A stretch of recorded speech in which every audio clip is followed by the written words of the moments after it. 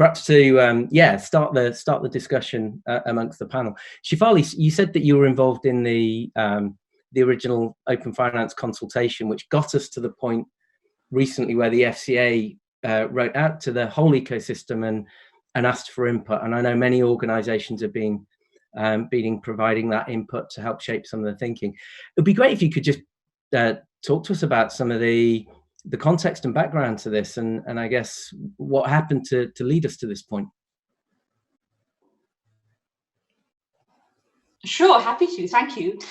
So I got to say, I mean, I wasn't the only one on this working group. There were quite a few people from HMT. Obviously, OBIE was involved.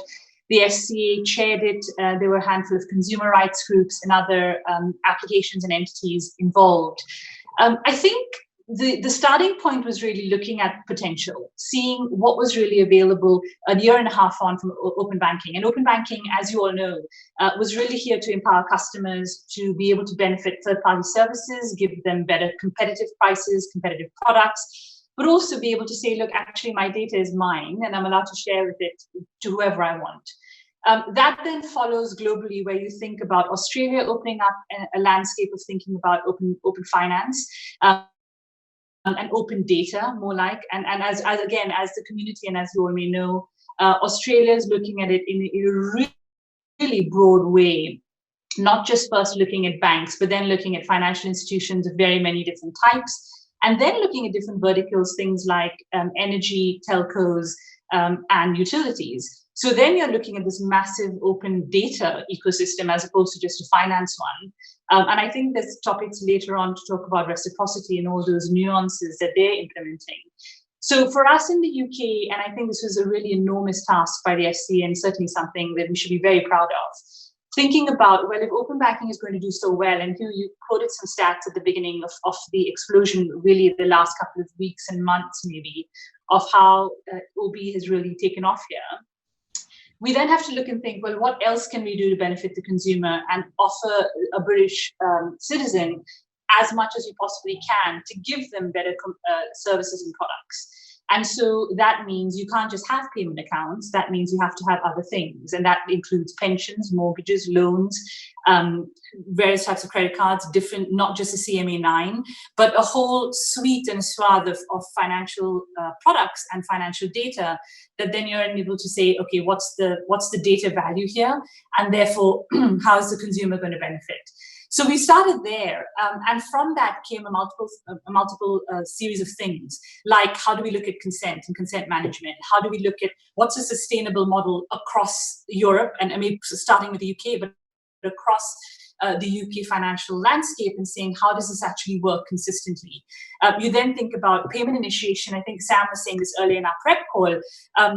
How does payment initiation become this really fantastic alternative to credit cards or other alternative methods of payment? It's cheaper, it's faster, it's more secure, it's done on Bank of England rails. Why wouldn't we do it? I would certainly do it as a consumer. I love the fact that I have that option. Improving functionality and improving APIs. Let's use technology. We're such fans of it. Let's use it well. And so we, TrueLayer, are an API-based platform. We're very proud of it and very deliberate about using that technology because, again, and this is part of the working groups initiative, how does that work, and how does open finance work with GDPR? How is it compliant with that? How do they work, and what's that marriage look like? And also thinking about security. This whole thing will not work if the consumer and the end user says, thanks so much for asking me for my consent, but I'm not going to give it to you. So how do we build trust, and how do we empower the user and the end user to understand what's open banking, how is it going to be for me, and how is it going to be helpful for my financial well-being? And that's a really fundamental category to think about. And then also thinking just about the broader platform, exactly, like not just payments, but then other financial products. So the working group really started with thinking about how do we make consumers' lives better? How do we make sure that they're included? How do we make sure they're not getting cheated and they're taken for a rort? And how do we empower them so that they build trust in the financial system? And today, I mean, I think given the COVID virus fiasco and markets tanking, there's uncertainty, people are scared, people are nervous. And so this is one way to think about building that trust in a financial model and a financial system. So having those people in that working group was really fantastic because it brought the market together. It wasn't just a regulator going, okay, I'm going to draft this and send it out.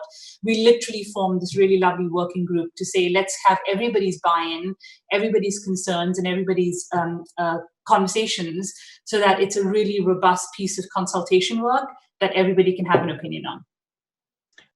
Going forward, in the FCA Call for Action, it's got to move to citizen education and awareness and building things, allowing organisations to innovate fast and create sandboxes, create API standards, digital libraries, observatories where we can go and experiment in a safe environment, where we can take our algorithms and test for bias and things like that.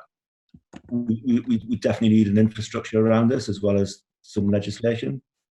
So I think it's fascinating to see how this will play out.